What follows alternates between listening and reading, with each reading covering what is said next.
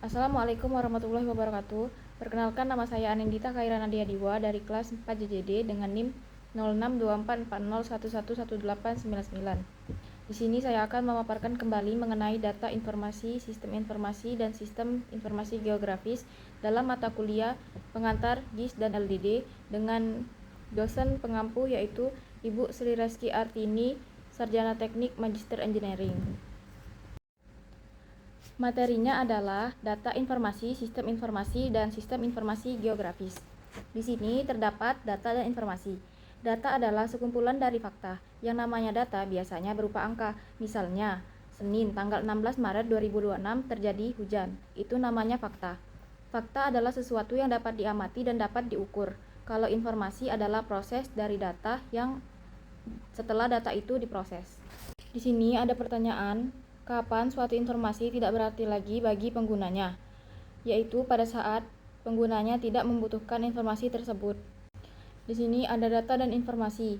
Data merupakan bahasa matematikal dan atau simbol-simbol pengganti lain yang telah disepakati secara umum dalam menggambarkan suatu objek, manusia, peristiwa, aktivitas, konsep, atau objek-objek penting lainnya. Dikutip dari Prahasta 2009.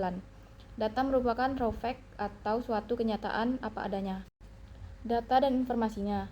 Datanya panjang kali lebar berapa, informasinya adalah areanya berapa.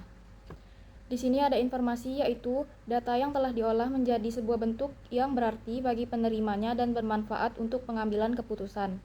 Di sini terdapat ciri-ciri informasi yang berguna yaitu dirancang untuk memenuhi kebutuhan pengguna, teliti, relevan, siap digunakan pada waktu yang diperlukan, mudah dimengerti, singkat, dapat dipercaya, lengkap, dan mudah diperoleh. Lalu ada beberapa sumber kesalahan informasi, yaitu metode pengukuran dan pengumpulan data yang salah, tidak mengikuti prosedur pengolahan yang benar, data hilang atau tidak terolah, kesalahan mencatat atau mengkoreksi data, kesalahan dalam prosedur pengolahan pemrograman komputer, lalu yang terakhir kesalahan yang disengaja. Data ini selebihnya adalah diolah atau diproses atau dikonversi menjadi suatu informasi. Contohnya, TOEFL 450, tetapi jika dikonversi menjadi IELTS yaitu 5. Berarti ini yang berpengaruh adalah parameter pengalinya.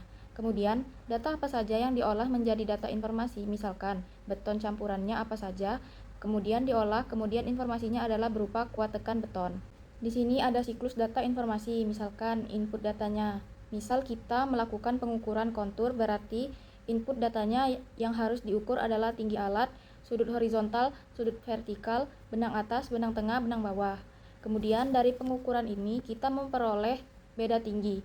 Kemudian dari beda tinggi ini kita menghitung elevasi. Setelah elevasi masuk lagi menjadi input data yaitu menggambar garis kontur. Dari sini dilanjutkan mengolah menjadi garis halus kontur atau garis kontur halus. Lalu menjadi galian dan timbunan. Di sini yang terjadi yaitu input data proses output, input data proses output. Tentu saja terdapat referensi dan basis data. Basis data yaitu kumpulan dari data. Karena data ini jamak, tidak boleh menyebutnya dengan data-data, hanya dengan data saja. Di sini terdapat geografik data dan informasi. Geografik data dan informasi ada dua, yaitu komponen spasial dan komponen tematik. Pada video sebelumnya yaitu data spasial dan non-spasial. Data non-spasial yaitu data atribut. Sedangkan data spasial adalah data yang berkaitan dengan lokasi atau posisi atau nilai koordinat yaitu lokasi dari koordinat sistem.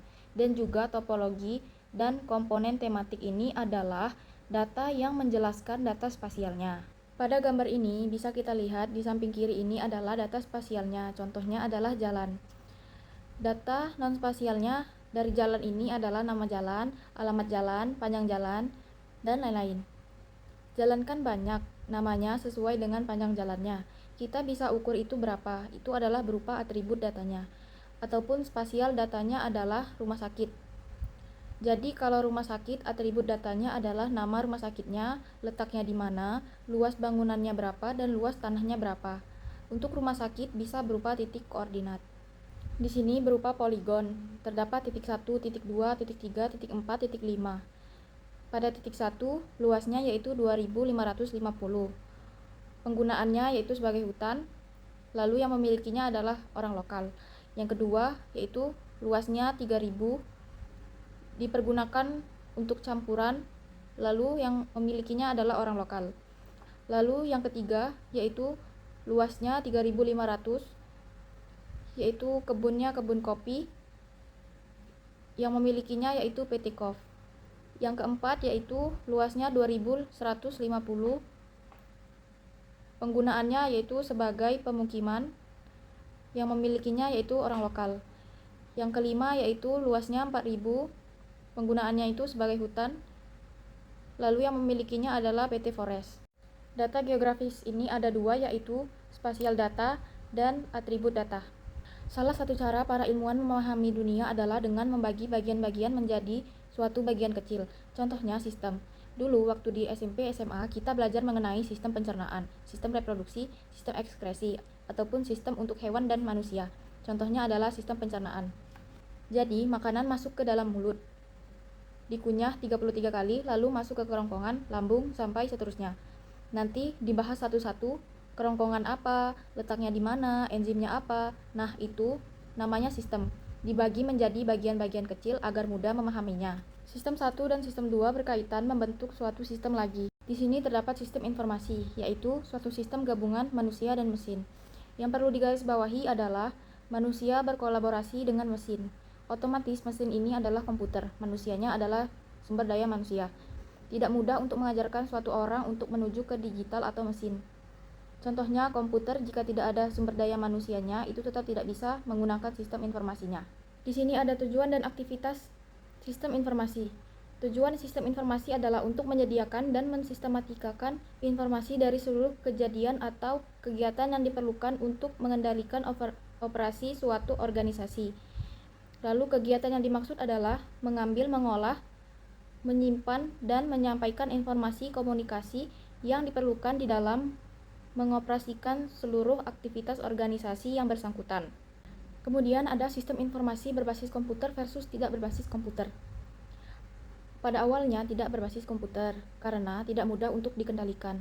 Tidak semua sistem informasi siap untuk segera diadaptasi dengan sistem komputer. Alasannya, yang pertama yaitu jumlah sistem informasi yang cukup banyak, dana yang sangat terbatas, kompleksitas yang relatif rendah, jumlah pengguna sistem informasi yang relatif rendah, cenderung tetap mempertahankan tenaga manusia. Lalu ada karakteristik sistem informasi tanpa dukungan komputer. Yang pertama, data disimpan di dalam media perangkat yang harus dapat dibaca oleh manusia.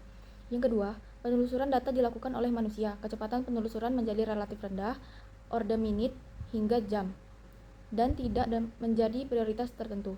Yang ketiga, semakin besar dan kompleks organisasi terkait, makin sulit untuk memperoleh gambaran yang lengkap dengan cepat.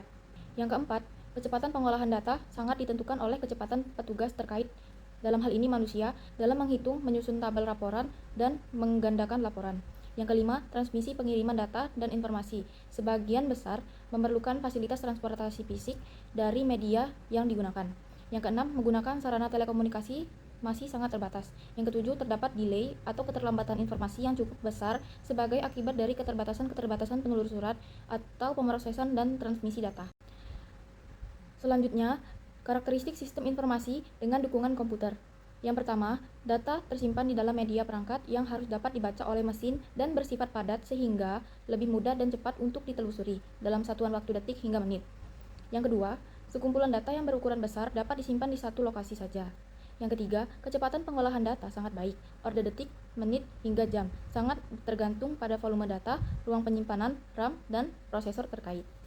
Yang keempat, transmisi data dapat juga dilakukan melalui sarana telekomunikasi. Yang kelima, delay atau keterlambatan yang terdapat di aliran data dan informasi relatif kecil karena proses-proses penelusuran, pengolahan, dan transmisi data dapat dilakukan dengan cepat. Yang keenam, lokasi-lokasi pengembangan dan pengoperasian sistem informasi yang tersebar tidak menghalangi kemudahan dalam memonitor dan mengordinasikan segala aktivitas terkait. Demikian video saya. Jika ada salah kata, saya mohon maaf. Wassalamualaikum warahmatullahi wabarakatuh.